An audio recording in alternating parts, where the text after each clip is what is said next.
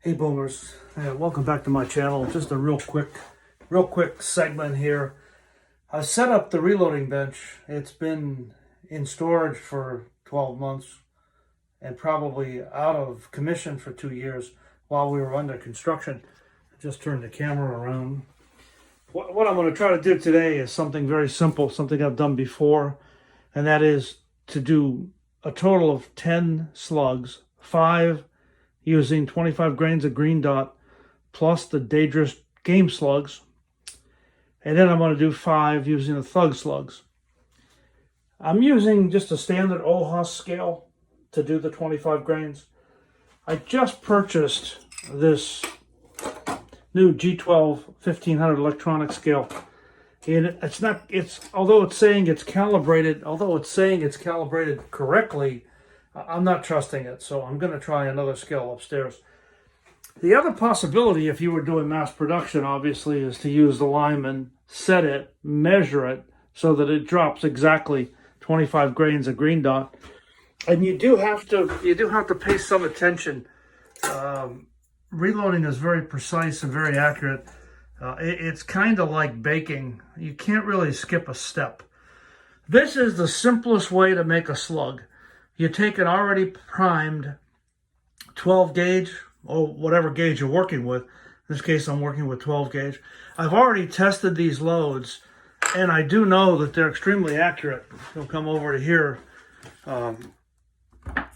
You can see that this was, the last time I shot it, the most accurate.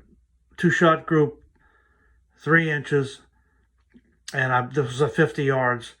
And this was using a thug slug, but the DGS was just as accurate.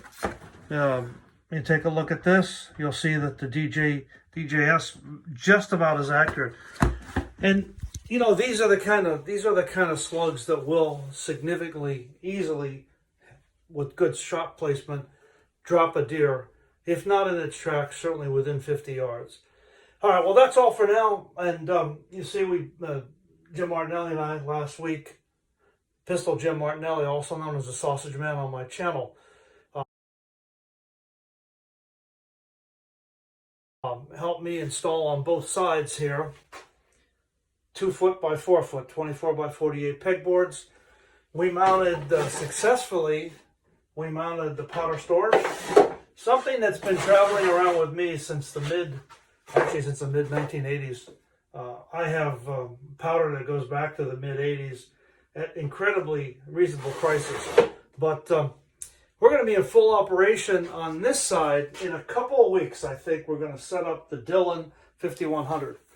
Stay tuned for that one. All right, so as most of you probably know from the last time we did this, I have successfully loaded with 25 grains of green dot. You see there. Successfully with the dangerous game slug. It's called a DGS. These are made by a company in Italy called Giuliani, I believe. I think I get the correct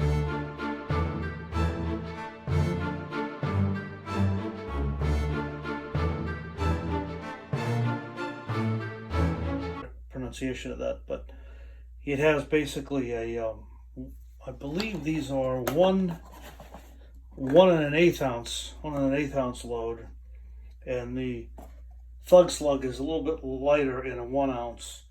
So anyhow, when you use this, you don't need any fiber wads, any nitro cards. Simply the wad that's attached securely to the base becomes the part that protects the primer and cushions it and seals it, so it becomes a primer sealer. Then what you do is you come over to the drill press.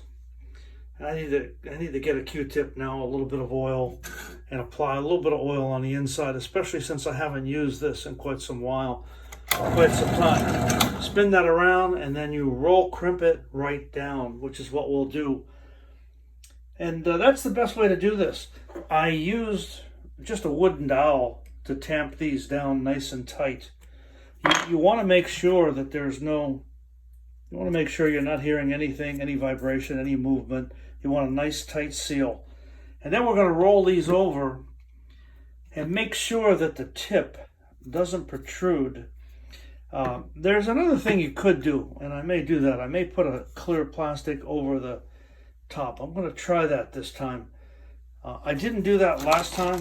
Last time I just rolled it over, plain and simple. Same thing here. Just rolled it over nice and neat. But you want to make sure on a pointed shell like this, you want to make sure that in your pump shotgun or semi-automatic, that this tip in the magazine doesn't hit the primer on the backside. It could be dangerous. So I always urge you to be sure to pay attention to that. Roll it tight. So I may try a couple of these with an over the cap top and some without. That's all for now, folks.